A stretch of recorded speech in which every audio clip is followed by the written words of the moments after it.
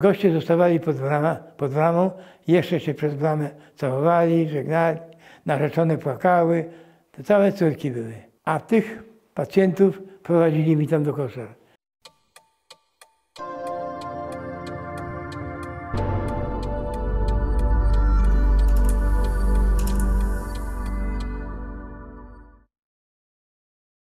Mobilizacja wyglądała w ten sposób. Na chwilę mobilizacja. Nie wiem, czy pan się orientuje. WKU jest w Tarnowie. Ono wysyła karteczkę, zgłosić się tu i tu. Do ogrodu strzeleckiego, tutaj w Tarnowie. Ma się zgłosić bezzwłocznie. I ten gość brał tą kartkę i szedł tu. Tu była tablica napisana, powiedzmy, 2 CKM, bo stał żołnierz z mojego batalionu. Jak się i ten zgłosił pod ten adres, to go wtedy przychodził drugi z pułku, zabierał tych ludzi, żeby ich mundurować, ubierać, żeby ich przebierać. Super były rzeczy, tylko ja ich nie widziałem. To były między innymi na schodach kościoła misjonarzy. Mianowicie, takich gości z tymi kartkami, ci gońcy, którzy byli i roznosili pocztę, nazwijmy to, z WKU o zgłoszeniach, to pieronem się to latali po tych domach i roznosili, ci ludzie brali, jeden szedł prosto, drugi się zastanawiał, trzeci się zaczął pić i upijał się.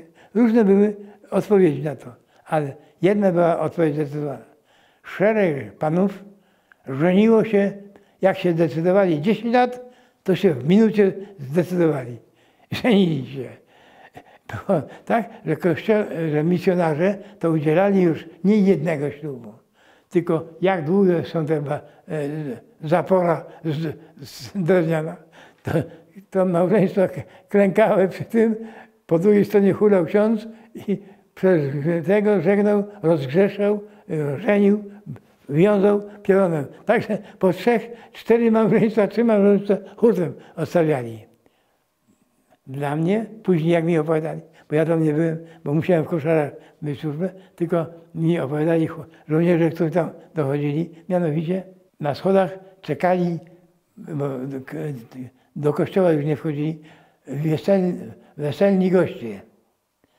Wiedzieli, ślub dzisiaj, moja córka, moja taka, siaka, no, gdzie u misjonarzy, to już cały kondukt szedł na schodach utykali, bo tam tylko grały mędne żona, ten marsze się grało, szczęśliwcy wychodzili.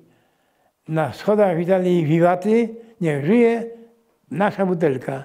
I każdy z gości uważał sobie za najnormalniejszą rzecz z butelką przyjść. Nie przyszedł sam, co przyszedł gratulacje składać, no to zdrowie tego. No i także to towarzystwo było pod humorem dobrym. Teraz, ale oni mają kartki. I kartki mają na przykład do mnie tam, do koszar na Mosickiego. Tam było wejście, brama i była wartownia. Taki pokoik. Tam przychodzili, kartki podawali i szli do przodu. Natomiast goście zostawali pod bramą, jeszcze się przez bramę całowali, żegnali, narzeczone płakały, to całe córki były. A tych pacjentów prowadzili mi tam do koszar. Ja akurat miałem służbę w tych ostatnich prawie koszarach po prawej stronie. Tam miałem ten magazyn, gdzie magazyn dość duży i tak lada taka w sklepie, tutaj marynarki, tu portki, tam gacie, tutaj buty. Żołnierze podchodzili w ten, a taki żołnierz stał, patrzył się. Na pana, o to nie ma takiego numeru, za duży. Na ten 7, 6, to brał gość za portki, pach. Ten za marynarkę, bach. Ten buty, pach. Gość to brał pod pachę, zaraz siadał, z siebie zdejmował wszystko, składał, a ubierał się w te całe ciuchy. Tam miałem cholernego pecha. Mianowicie przechodząc tak, ten sukinsyn mnie ocenił buty na 40, chyba 4. A 42 to już było za duże na mnie. Wziąłem te buty, wziąłem to wszystko jeszcze jako tako pasowało. I 175 pasowały tego, i potki pasowały, marynarka też. Ale buty, jak ja włożył buty, włożyłem, noga mi laka po tym bucie. Mówię, cholera, co tu zrobić z tym? Drapie się w głowę, psia krew. No nie. To się okazuje, że do takich butów i w ogóle wojsko nie miało skarpet. Ja chodziłem w skarpetach, w butach, tylko mieli onuce. A onuca to jest tej wielkości flanela, taka zakłada się raz pod nogę, raz owinę i do buta. To ja tak, to raz owinąłem, drugi raz do buta, a to mi się zwinęło. Wszystko, mam to na nos. Szlak by trafił. Parę razy przymierzał, zanim podglądałem, jak ci inni, ci żeś, to się łapali. Ja z tymi skarpetami byłem net. I pieron. Skarpety się do tego, powiedział krótko, nie zakłada tylko onuce. To jakbym zwinął, poszedłem. Proszę sobie wyobrazić, że ja na drugi dzień byłem bliski samobójczej śmierci. Mianowicie, ubrałem się w te buty, gonią nas na zbiórkę z zawodnikami, wychodzimy. No to tak, jeszcze mi się tam idzie, a już mnie uwiera na wszystkie strony. Tam przychodzi trochę pospacerować, pobiegać, to mi się krew leje. Jak ja przyszedł z powrotem, to już miałem pełno krwi w butach.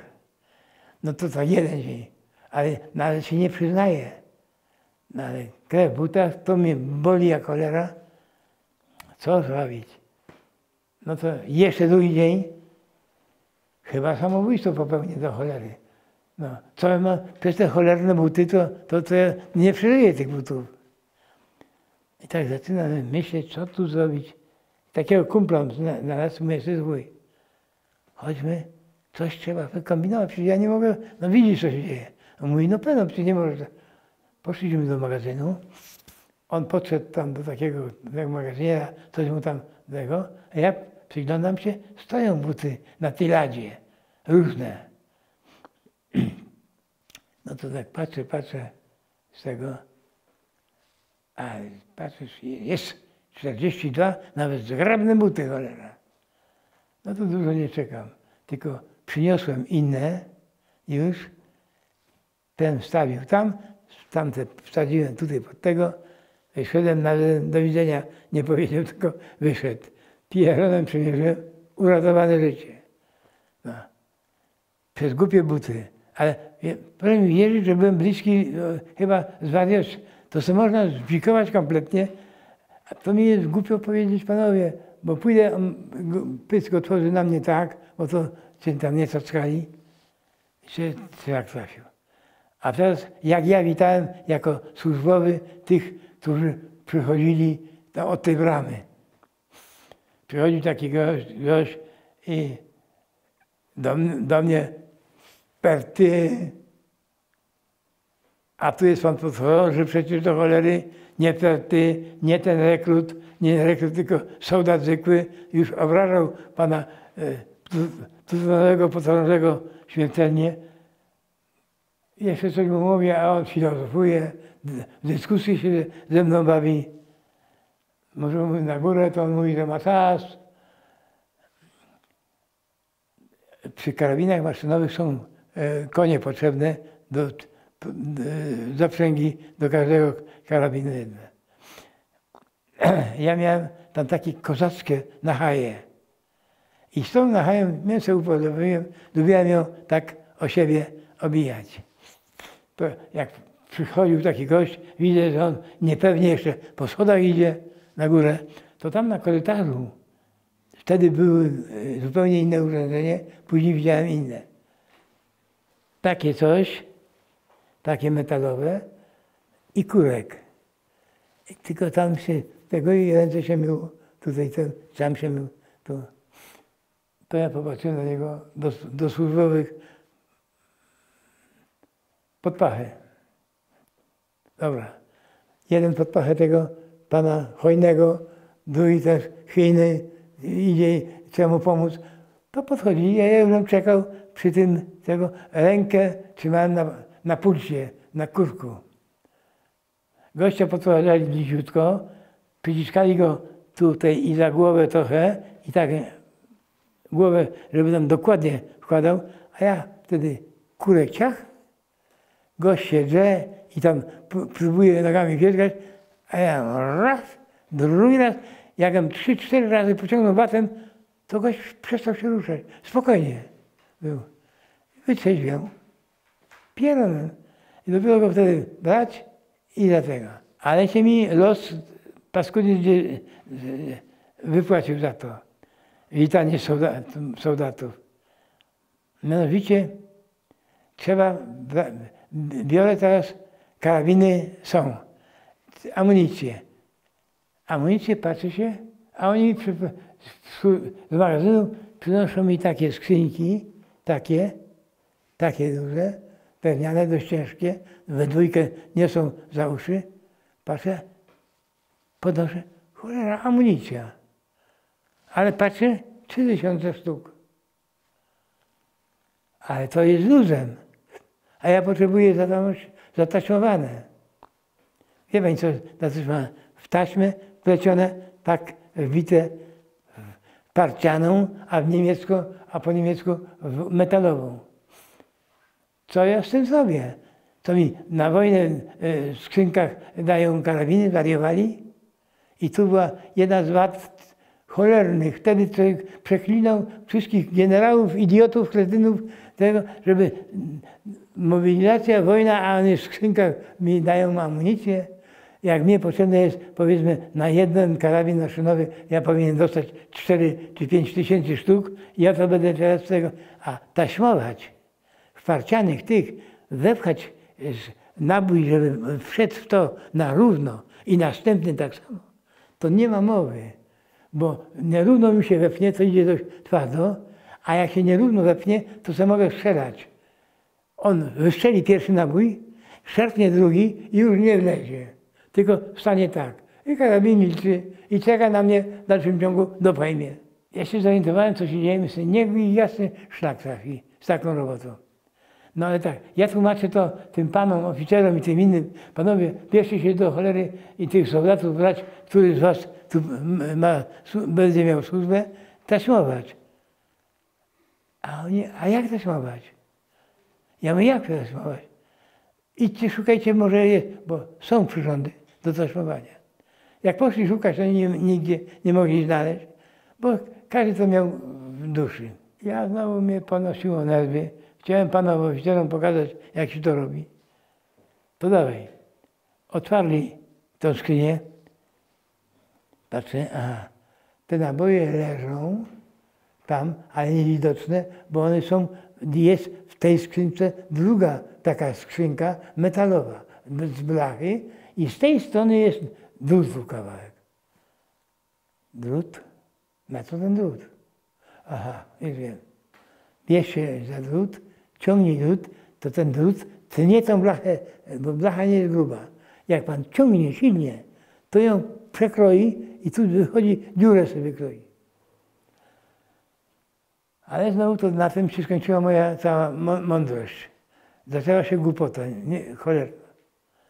To ja tak, tu z panem rozmawiam, bo tam coś tego, a tutaj biorę tę amunicję, żeby gościowi podać. Ale ja, patrzę się, cholera, krew mi się leje. Żeby to szlak trafił. To się rozwie. Ta blacha cholernie była ostra. Jak mnie trafił dokładnie w tę dziurę, tylko zaczęły blachę, to mi kawałek skóry poleciało. Zanim się zorientował, to byłem pokrawiony, jakbym w krwawej bitwie pod Monte Cassino przynajmniej walczył. Obie ręce z mosa. To mnie wkurzało nieprzeciętnie tych, co przychodzili pijani, to mi podwójne porcje ładowało. Za to, że ja chodzę taki, bo co mam nożane, obie ręce, ledwo tą nachaję trzymałem w garści. I tak jak mi kwitował, a mnie za to te skrzynki tak wytego.